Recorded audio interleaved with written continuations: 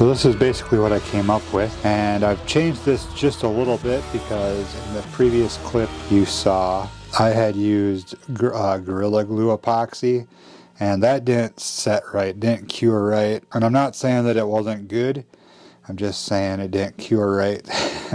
And it was probably my fault, but I ended up running out to Home Depot and just grabbing some JB Weld. And this is their super steel or whatever the heck it's called. It's supposed to be their strongest epoxy. And this seems to be very strong, very secure now. This is a little bit rough of a design for a bracket.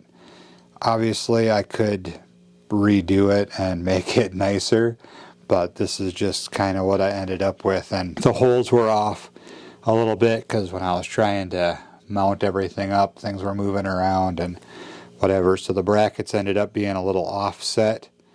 So I definitely could clean this up and make a better design. I got my inserts back from Powder Coat. These are the grill pieces, so I'm going to go ahead and assemble them.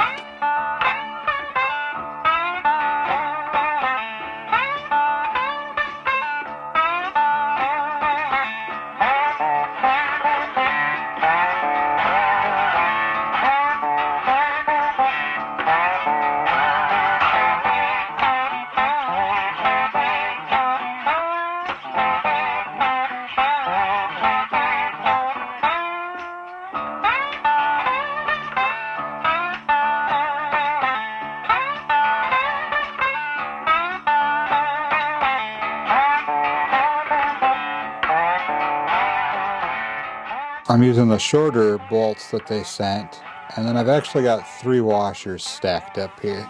I'm securing the bracket to the spoiler with those.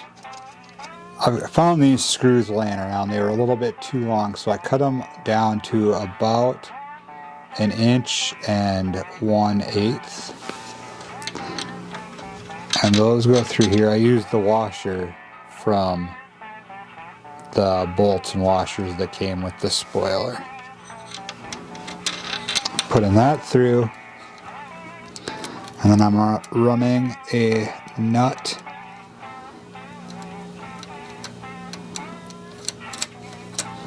down, and that's basically just to make my life a little bit easier.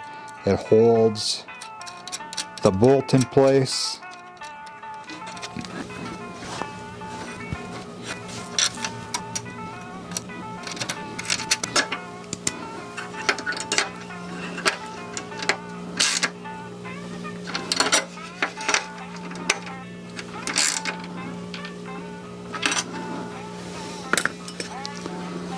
There we go.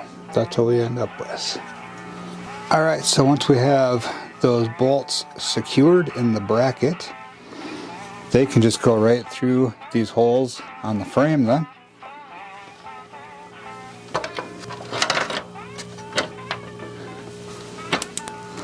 And I've really got these spaced out in a way sort of nicely because they actually kind of hold here. But on the other hand, they're tight enough where I'm kind of having to work to get this in. But once you get them in, you can see that this is actually holding, so I'm not too worried about that. So I'm going to grab some nuts and washers and go to the other side. It's kind of hard to get a very good picture in here, but you can see the nuts poking through here now. I can put a washer on there and a nut.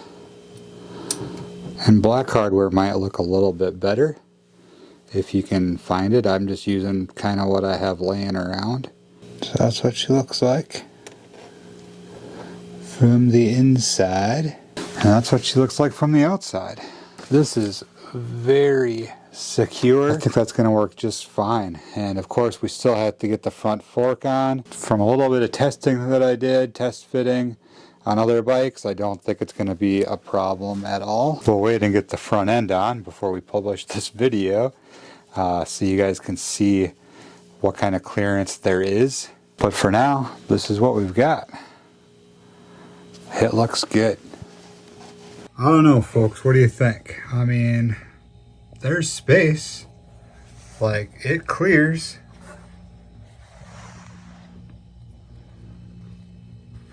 Now granted, it's not exactly how it's supposed to look, obviously.